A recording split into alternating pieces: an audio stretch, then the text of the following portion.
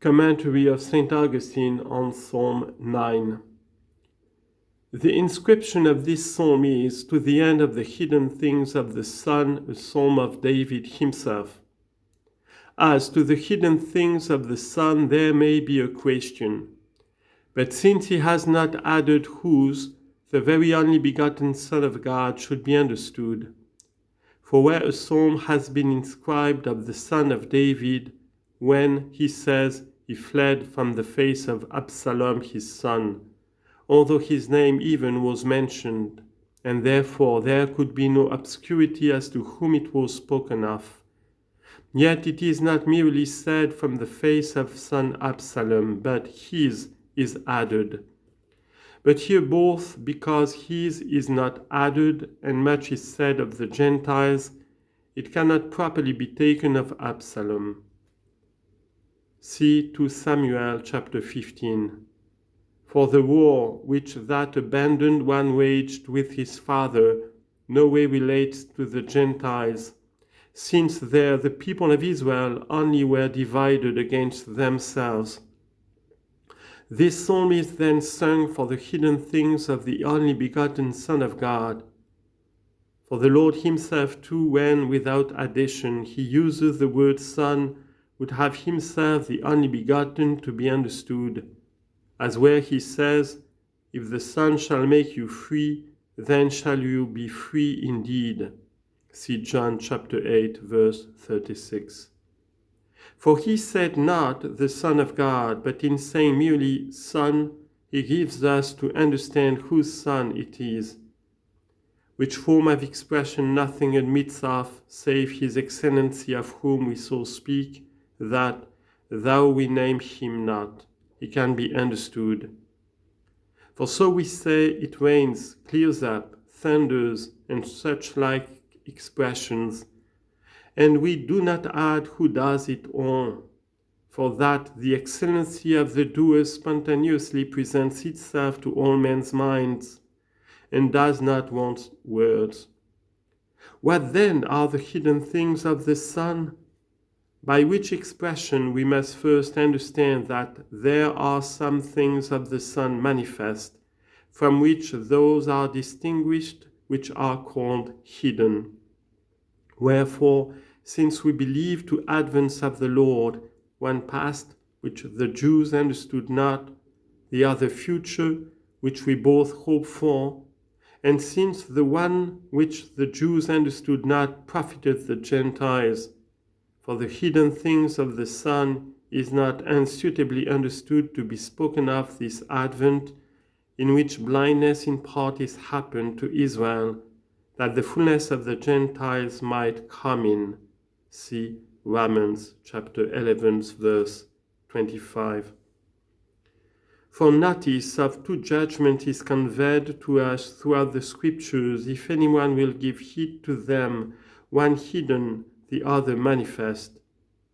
The hidden one is passing now, of which the Apostle Peter says, the time is come that judgment should begin from the house of the Lord.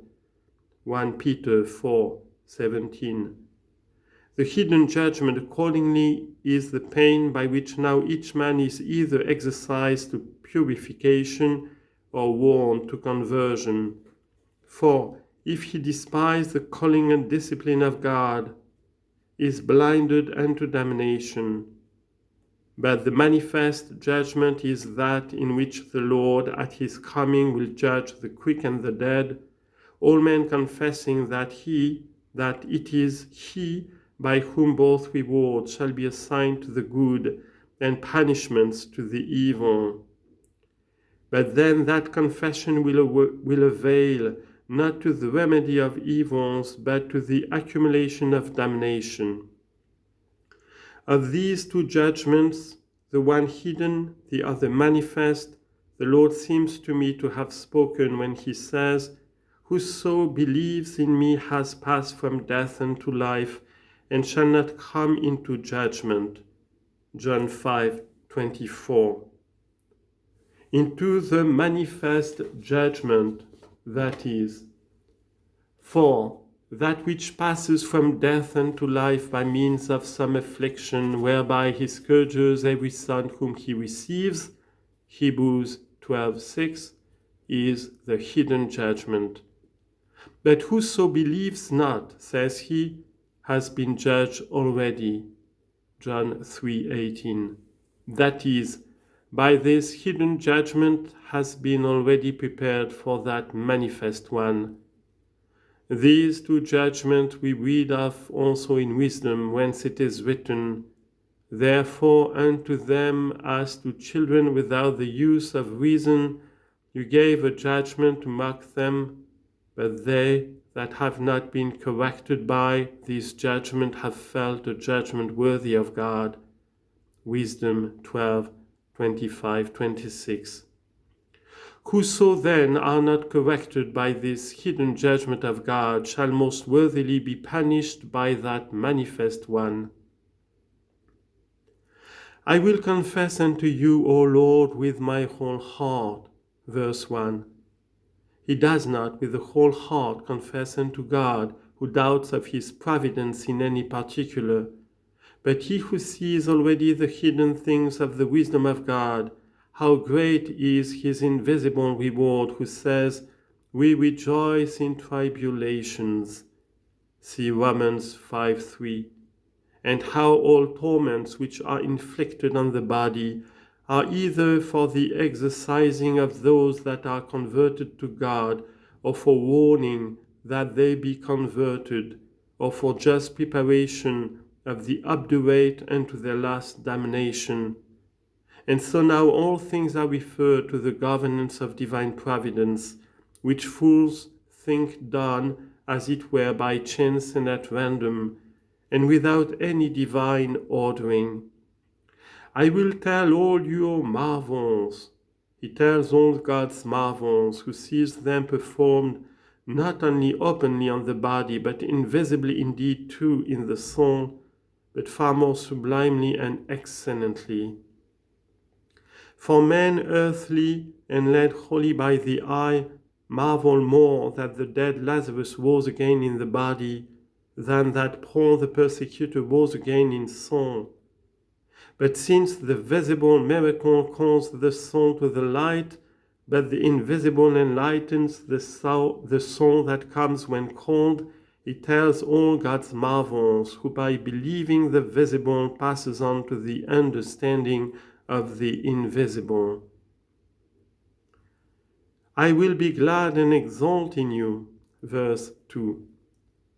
Not any more in this world, not in pleasure of bodily dalliance, not in relish of palate and tongue, not in sweetness of perfumes, not in joyousness of passing sounds, not in the variously colored forms of figure, not in vanities of men's praise, not in wedlock and perishable offspring, not in superfluity of temporal wealth, not in this world's getting, whether it extend over place and space, or be prolonged in time's succession.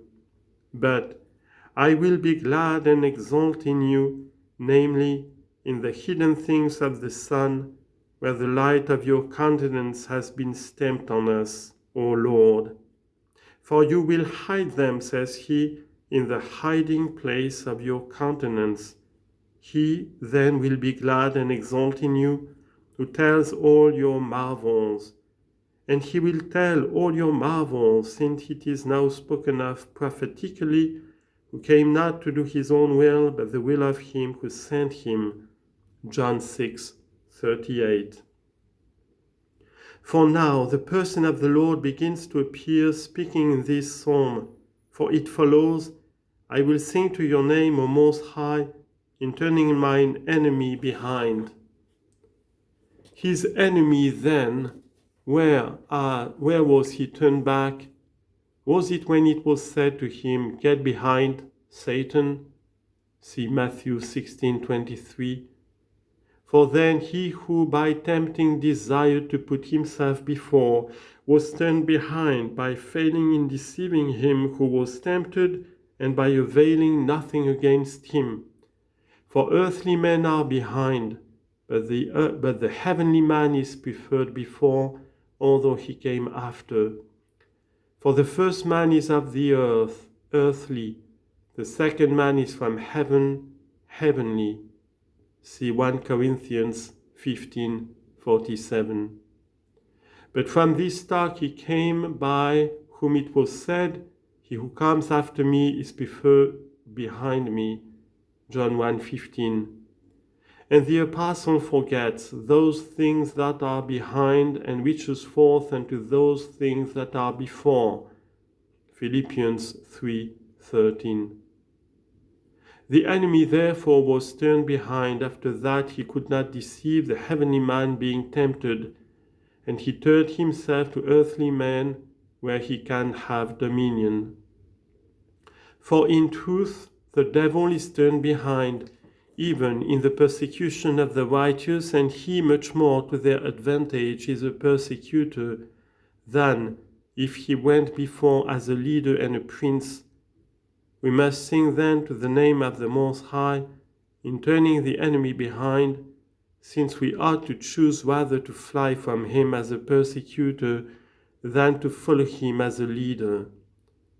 Well, for we have whither we may fly and hide ourselves in the hidden things of the Son, seeing that the Lord has been made a refuge for us. They will be weakened and perish from your face, verse 3. Who will be weakened and perish, but the unrighteous and ungodly? They will be weakened, while they shall avail nothing, and they shall perish, because the ungodly will not be from the face of God, that is, from the knowledge of God, as he perished who said, But now I live not, but Christ lives in me. Galatians 2:20. But why will the ungodly be weakened and perish from your face? Because he says, You have made my judgment and my cause, that is, the judgment in which I seemed to be judged. You have made mine, and the cause in which men condemned me, just and innocent. You have made mine. For such things served him for our deliverance, as sailors do call the wind theirs, which they take advantage of for prosperous sailing.